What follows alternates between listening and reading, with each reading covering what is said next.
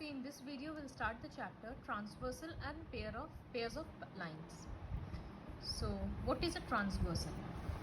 Basically, transversal is a line which intersects two or more lines at different points.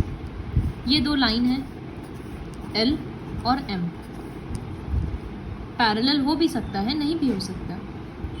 अब हम एक third line draw कर रहे हैं जो दोनों लाइन को अलग अलग जगह पे इंटरसेक्ट कर रहा है. L को यहाँ इंटरसेक्ट कर रहा है और M को इस पॉइंट पे. सो T इज अ ट्रांसवर्सल. ये लाइन पैरेलल भी हो सकता है, तीन भी हो सकता है. तो ये वाला जो लाइन है M, ये ट्रांसवर्सल है. अब अगर इस तरह से इंटरसेक्ट करेगा, सपोज ये लाइन L है और ये M है. अब T यहाँ से क्रॉस कर रहा है, तो यहाँ पर T ट्रांसवर्सल नहीं होगा क्योंकि वो दोनों लाइन को सेम पॉइंट पे इंटरसेक्ट कर रहा है. तो ये तो कॉन्करेंट लाइंस बन गया ना. अलग अलग पॉइंट पे करेगा तभी जाकर ट्रांसवर्सल होगा. सिर्फ ऐसे इंटरसेक्ट करने से भी नहीं होगा क्योंकि ये इंटरसेक्टिंग बन गया. तो इसके बेसिस पे फर्स्ट वर्कशीट करना है. तो सिर्फ बहुत सिंपल है, सिर्फ आइडेंटिफाई करना है कि T ट्रांसवर्सल है या नहीं है. सो इन द फर्स्ट क्वेश्चन ये इंटरसेक्टिंग लाइंस है तो यहाँ ट्रांसवर्सल नहीं है. क्वेश्चन नंबर C में T तीन लाइन को U, V और W को अलग अलग पॉइंट्स पे इंटरसेक्ट कर रहा है. So yes, this is a transversal. यहाँ पर T ट्रांसवर्सल है या नहीं, तो वो A और B को सेम पॉइंट पे इंटरसेक्ट कर रहा है, इसीलिए ट्रांसवर्सल नहीं है. इवन दो वो C को अलग जगह पे इंटरसेक्ट कर रहा है, लेकिन दो के लिए तो सेम हो गया ना.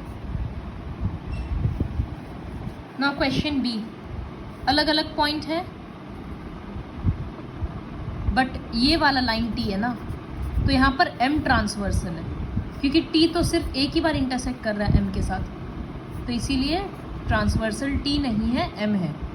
तो क्रॉस कर देंगे बिकॉज T को ट्रांसवर्सल देखना है. ये कॉन्करेंट लाइंस हो गया तो नहीं है.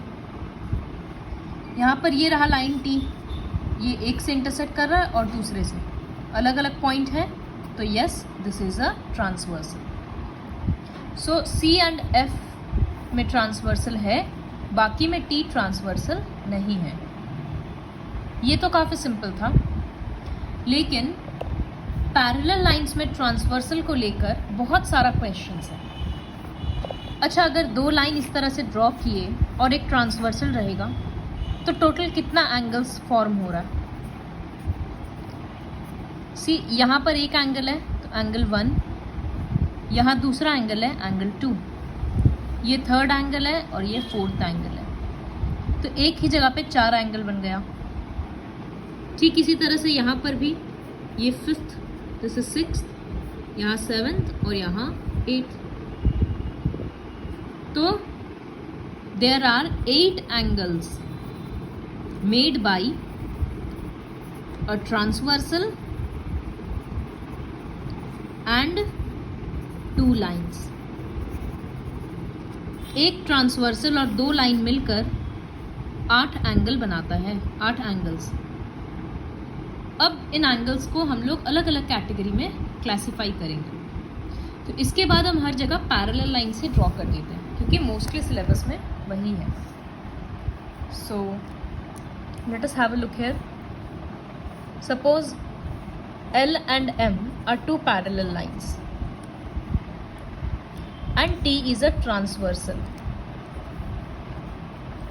तो एंगल्स तो हम लोग समझ गए, 8 एंगल्स फॉर्म हो रहा है. लेकिन ये जो 4 एंगल हम ड्रॉ कर रहे हैं, ये 4 एंगल दो लाइन के बीच में है ना, तो इसको बोला जाता है इंटीरियर एंगल्स. क्यों इंटीरियर है? बिकॉज वो दो लाइन सेगमेंट के बीच में है. ठीक इसका अपोजिट, यही फिगर हम यहाँ, इसको हम नाम दे दिया 1 2 3 4. फिर से यही फिगर हम यहाँ ड्रॉ करते हैं, L, M और T. इस बार हम ये सारा एंगल हाईलाइट करेंगे. This is 5 6 7 8। तो ये सारा एंगल देखो एक साइड से ओपन है, तो ये हो जाएगा एक्सटीरियर एंगल्स। बहुत सिंपल कंसेप्ट है। अगर वो एक क्लोज्ड स्पेस में है, ऊपर नीचे दोनों तरफ लाइन है, तो इंटीरियर एंगल्स। अगर एक तरफ से ओपन है तो एक्सटीरियर एंगल्स। ठीक है, फिर से अब फिगर ड्रॉ करते हैं। नेक्स्ट टर्म है corresponding angles. So what is this?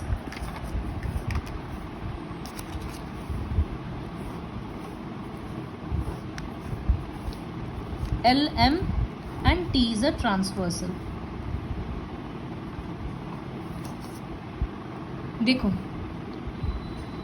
यहाँ पर T और L से मिलकर ये एंगल बना। ठीक इसी तरह से T और M से मिलकर इसके जैसा कौन सा एंगल बन रहा है? ये वाला।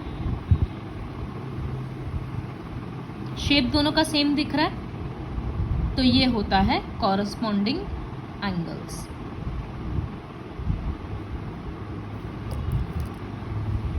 इसके जैसा T और L से नीचे की तरफ एंगल बन रहा है, तो T और M से नीचे की तरफ कौन सा एंगल बन रहा है? ये वाला।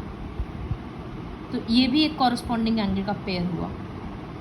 तो अगर हम नाम दे रहे हैं 1 2 3 4, तो 1 और 3 दोनों ऊपर की तरफ निकला हुआ इस तरह से, तो 1,3 ब्रैकेट दे दिया, मतलब ये एक पेयर है।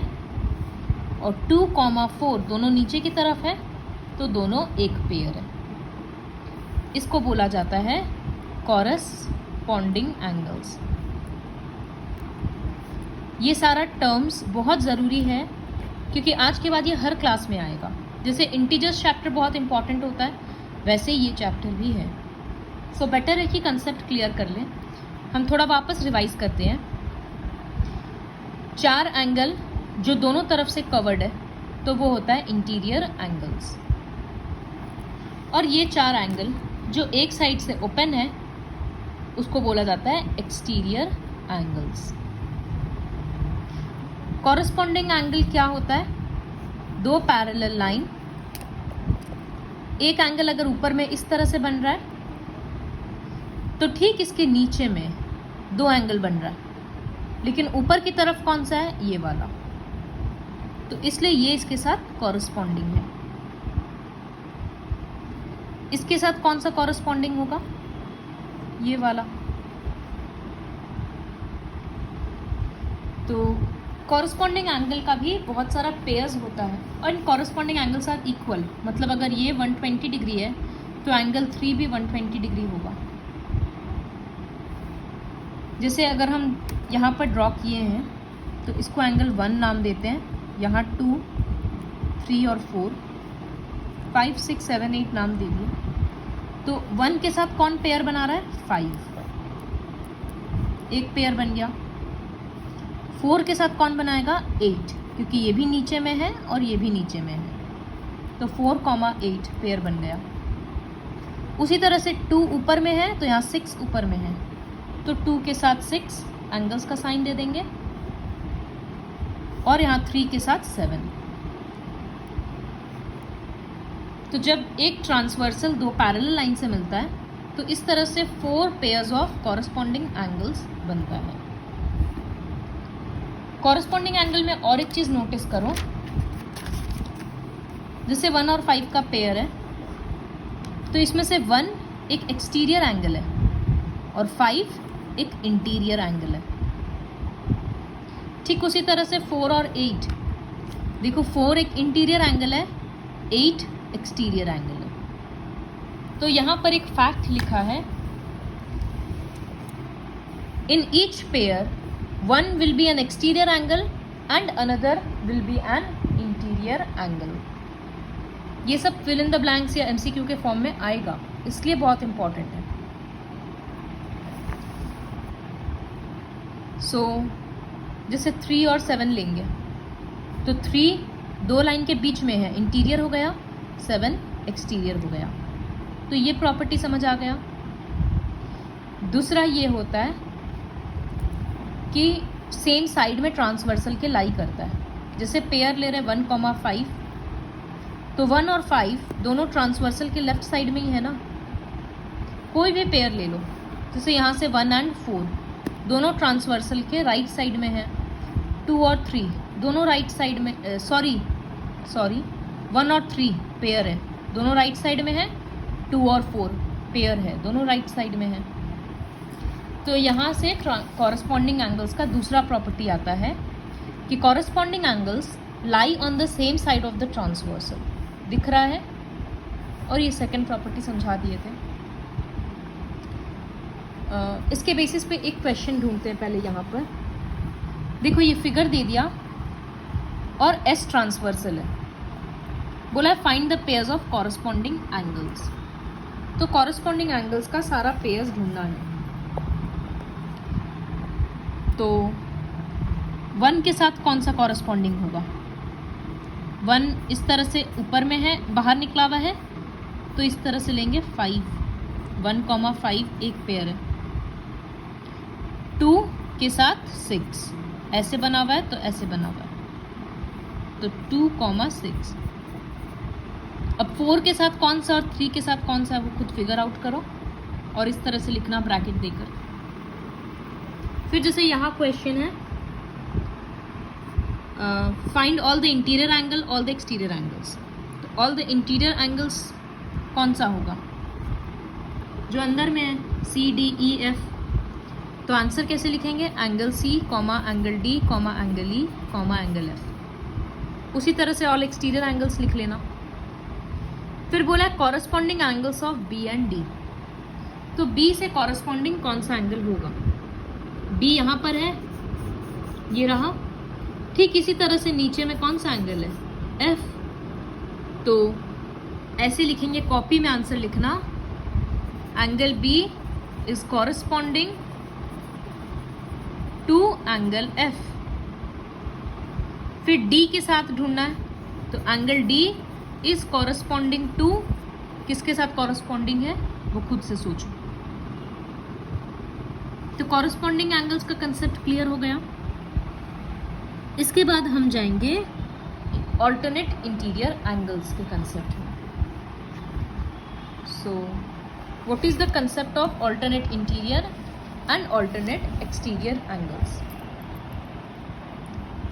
सपोज ये दो पैरेलल लाइन है और ये इस तरह से ट्रांसवर्सल है। यहाँ पर 8 एंगल हम ड्रॉ कर दिए, 1 2 3 4 5 6 7 8। अब क्वेश्चन में है तुम्हारा ऑल्टरनेट इंटीरियर एंगल्स। तो नाम से समझ में आ गया कि इंटीरियर तो होना ही पड़ेगा, तो इसीलिए 4 3 5 और 6 का बात कर रहे हैं। लेकिन ऑल्टरनेट का मतलब होता है, जैसे 4 लिए हैं तो ये ट्रांसवर्सल है, तो इसके अपोजिट साइड में कौन सा एंगल है? 5।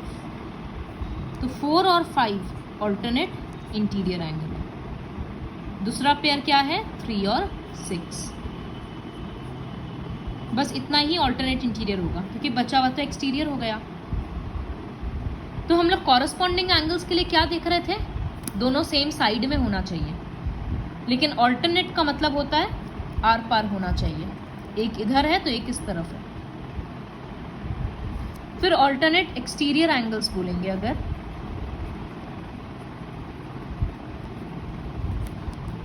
तो एक्सटीरियर मतलब बाहर का एंगल। बाहर में कितना एंगल है? 1 2 8 और 7।